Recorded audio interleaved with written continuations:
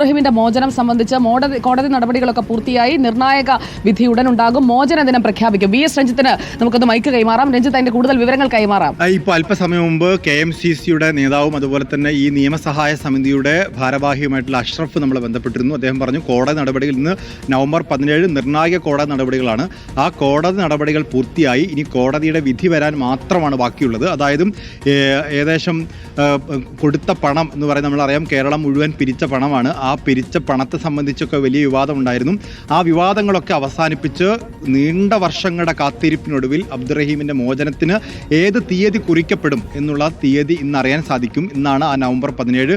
കോടതി എല്ലാ നടപടികളും പൂർത്തിയായി. രണ്ട് കുടുംബത്തിൻ്റെയും വാദങ്ങൾ കേട്ടു. അബ്ദുറഹീമിൻ്റെ വാദം കേട്ടു. മോചനദ്രവ്യം കൈമാറി. ഇനിയുള്ളത് ആ മോചന ദിനം എന്ന് പ്രഖ്യാപിക്കാൻ മാത്രമാണ്. ഉടൻ ആ പ്രഖ്യാപനം ഉണ്ടാകും എന്ന് പ്രതീക്ഷിക്കുന്നു.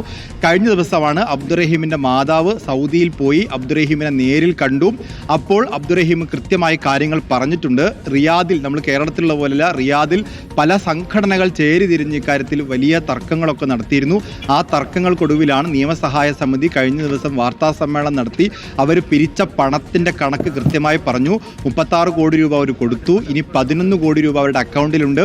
അബ്ദുറഹീം മോചനം പൂർത്തിയായി നാട്ടിലെത്തുമ്പോൾ ആ പണം എന്ത് ചെയ്യണമെന്ന് തീരുമാനിക്കുമെന്ന് പറയുന്നു. അപ്പോൾ അതിലൊക്കെ ഒരു തീരുമാനമാവാൻ ഇന്നാണ് അവസാന തീയതി. ഇന്ന് അബ്ദുറഹീമിൻ്റെ മോചന തീയതി മലയാളികൾക്ക് അറിയാൻ സാധിക്കും. സുജയ, ഓക്കെ, അതാണ് ഇപ്പോൾ വരുന്ന ഏറ്റവും പ്രധാനപ്പെട്ട ഒരു ന്യൂസ് അപ്ഡേറ്റ്. നമ്മൾ ഈ യാത്രക്കിടയിൽ എല്ലാവരും സ്റ്റുഡിയോയൊക്കെ ഉപേക്ഷിച്ച് ബസ്സിൽ കയറി പോവാണോ എന്നൊക്കെ ചോദിക്കുന്നുണ്ട്. അപ്പോൾ നമ്മൾ വാർത്തകൾ ഒരിക്കലും ഉപേക്ഷിച്ചിട്ടില്ല. നമ്മുടെ ഒരു വലിയ ടീമാണ് അവിടെ ന്യൂസ് ഡെസ്കിൽ നിന്ന്. നമ്മുടെ മാനേജിംഗ് എഡിറ്റർ ആൻഡ്രോ അഗസ്റ്റിന്റെ നേതൃത്വത്തിൽ ഈ വാർത്തകളൊക്കെ നിയന്ത്രിച്ച് നമുക്ക് ഇങ്ങോട്ട് തന്നുകൊണ്ടിരിക്കുകയാണ്.